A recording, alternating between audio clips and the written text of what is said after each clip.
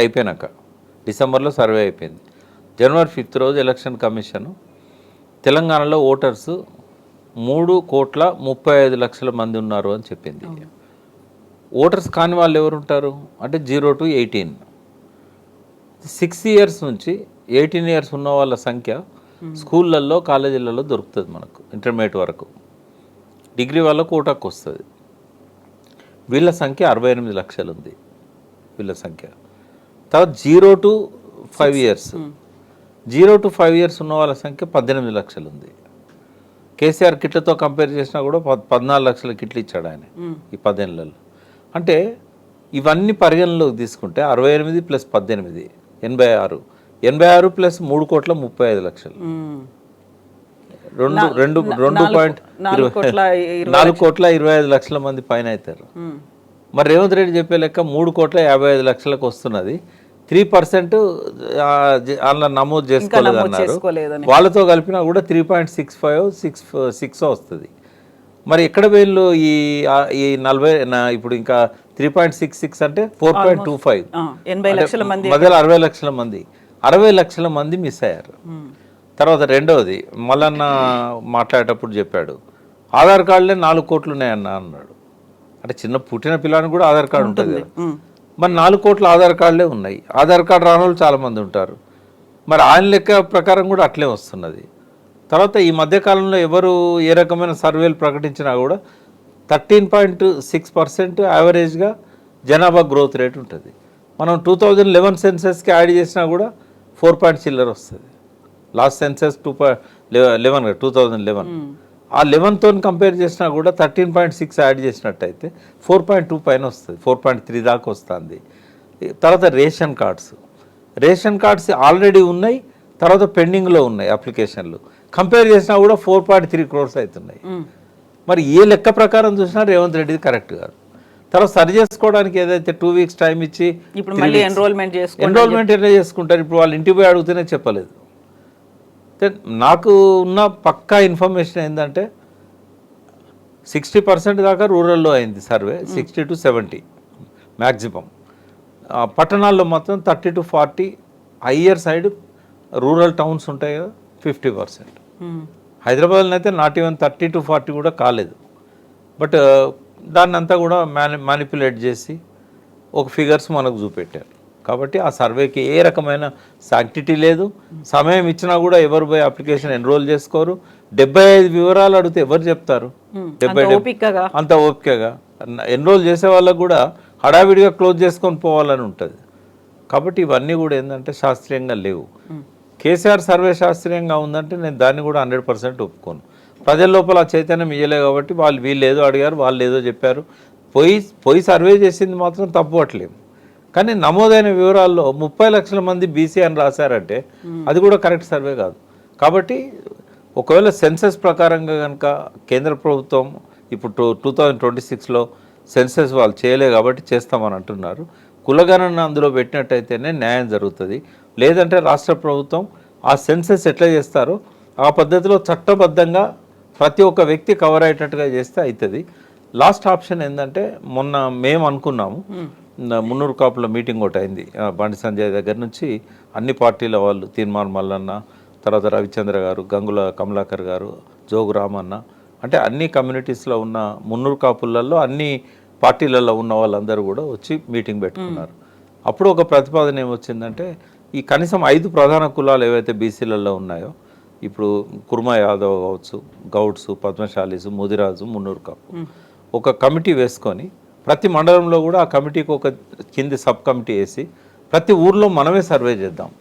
సరే ప్రభుత్వం ఒప్పుకోకపోవచ్చు, కానీ యాక్చువల్ రిపోర్ట్ వాలంటరీగా మనమే చేద్దాం. ఎందుకంటే ప్రతి ఊర్లో కార్యకర్తలు ఉన్నారు, అన్ఎంప్లాయిడ్ యూత్ ఉన్నారు. ప్రతి మండలంలో ఒక చిన్న కమిటీ వేసి బాధ్యత ఇచ్చినట్టయితే ఆ మండలం అంతా వాళ్ళు చేసుకోగలుగుతారు.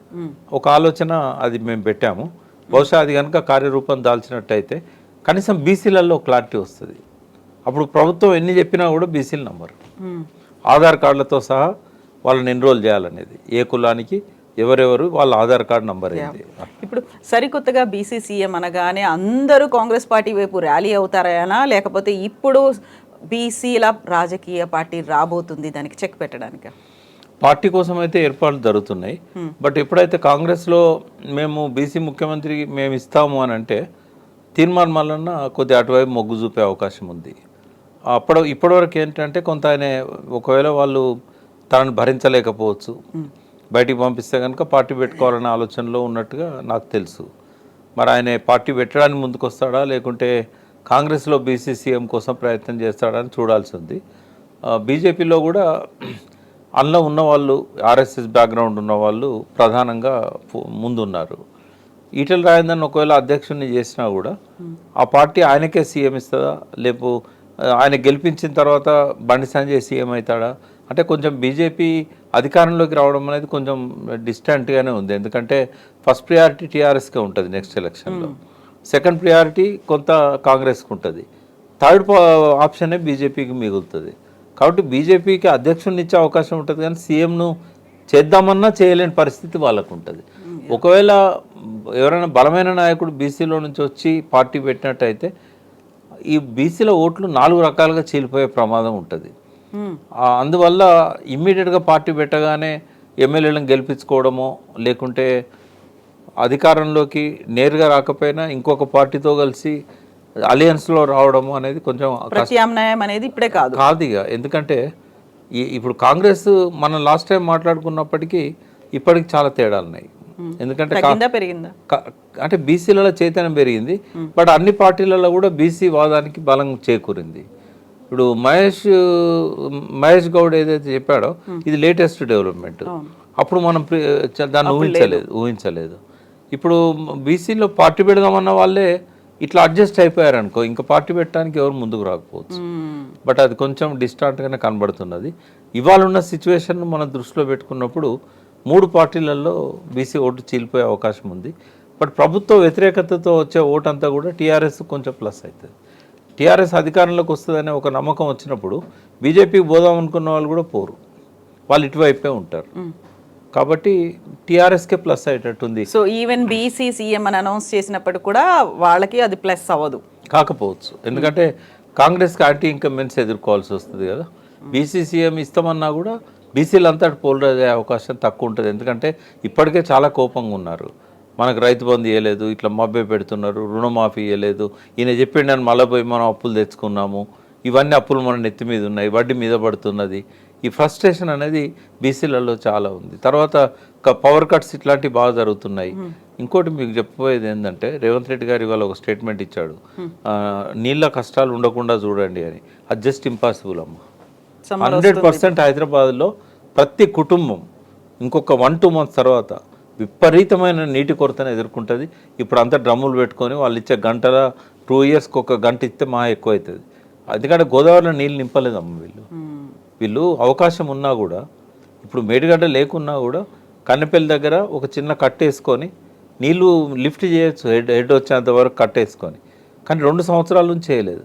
చేయపోయేసరికి ఉన్న నీళ్ళన్నీ ఇప్పుడు వ్యవసాయానికి ఇవ్వాల్సి వస్తుంది. కాలువలు మారుతున్నాయి. ఇప్పుడు కొండపోచమ్మ సాగర్లో ఉన్న నీళ్లు ఖాళీ అవుతున్నాయి, అటు మల్లన్న సాగర్ చాలా వరకు ఖాళీ అయినాయి. ఇప్పుడు ఈ నెక్స్ట్ మంచిలోకి ఎక్కడి నుంచి ఇస్తాడు? ఎల్లంపల్లి కూడా ఖాళీ అయింది, మిడ్ మానేర్ ఖాళీ అవుతున్నది. కనీసం మీరు వేసంగి పంటలు వేసుకోకండి అని చెప్పలేదు, క్రాప్ హాలిడే ఇవ్వలేదు.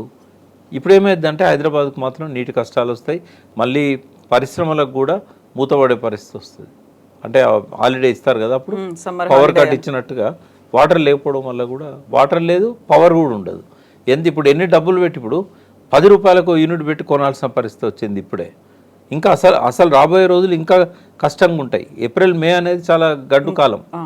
మరి ఈ ఏప్రిల్ మే దాటేసరికి ప్రజలు రేవంత్ రెడ్డి వెంట పడతారు. ఎక్కడ మీటింగ్ పెట్టినా కూడా నిలదీయడము, కాంగ్రెస్ వాళ్ళ ఎమ్మెల్యే ఇంటికి పోయి ధర్నాలు చేయడము, ఇట్లాంటి కార్యక్రమాలు మొదలవుతాయి.